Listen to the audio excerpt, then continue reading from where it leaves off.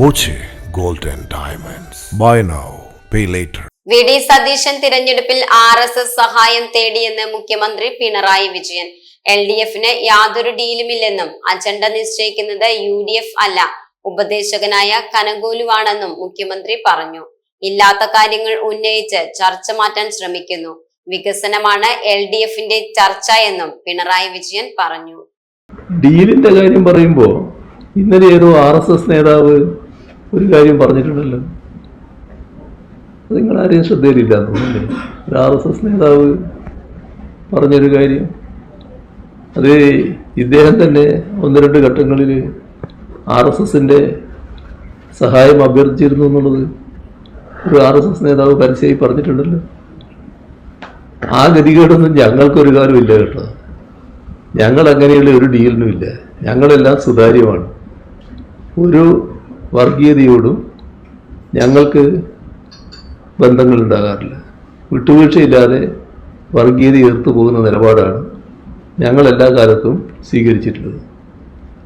ഇതേവരെ അതാണ് സ്വീകരിച്ചിട്ടുള്ളത്, ഇനിയും അത് തന്നെയാണ് സ്വീകരിക്കുക. അപ്പോൾ തെറ്റായ രീതിയിൽ കാര്യങ്ങൾ അവതരിപ്പിക്കാൻ വേണ്ടിയാണ് ഈ പറയുന്ന ഡീൽ എന്ന് പറഞ്ഞുകൊണ്ടിരിക്കുന്നത്. അജണ്ട നിശ്ചയിക്കുന്നത് UDF അല്ല.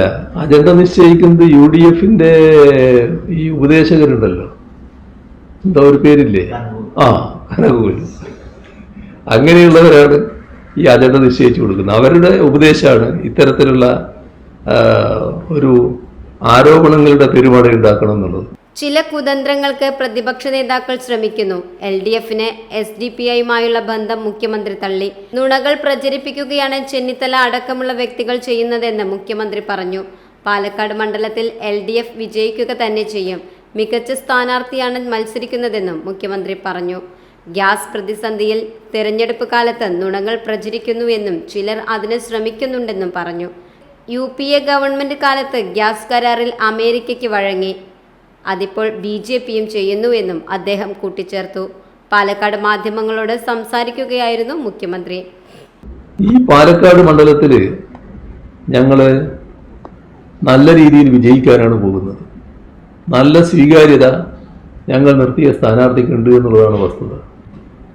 ഇവിടെ എന്താണ് ഈ പറയുന്ന പ്രചരണത്തിന്റെ അടിസ്ഥാനം? നേരത്തെ ഗുരുവായൂരിലൊരു RSS നേതാവ് പറഞ്ഞൊരു കാര്യം, ഒരു BJP നേതാവ് പറഞ്ഞ കാര്യമുണ്ടല്ലോ, ഏകദേശം അതിന് സമാനമല്ലേ ഇവിടെ പറഞ്ഞ കാര്യം.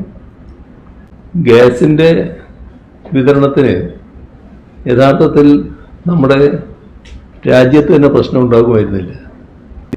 കാരണം നേരത്തെ ഇറാനിൽ നിന്ന് ഗ്യാസ് കൊണ്ടുവരാനുള്ള ഒരു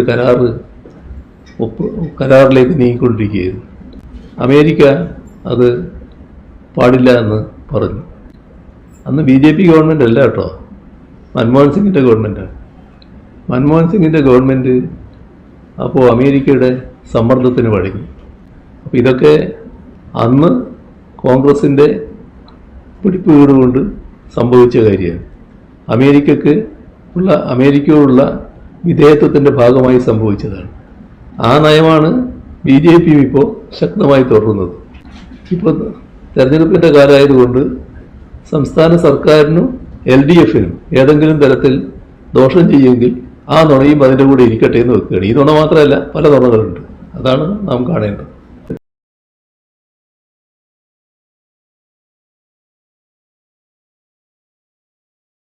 time kids pre school, Mannannur road, Vaniyamkulam. .view news, കാഴ്ചകളാണ് ലോകം, കണ്ടു തുടങ്ങുക.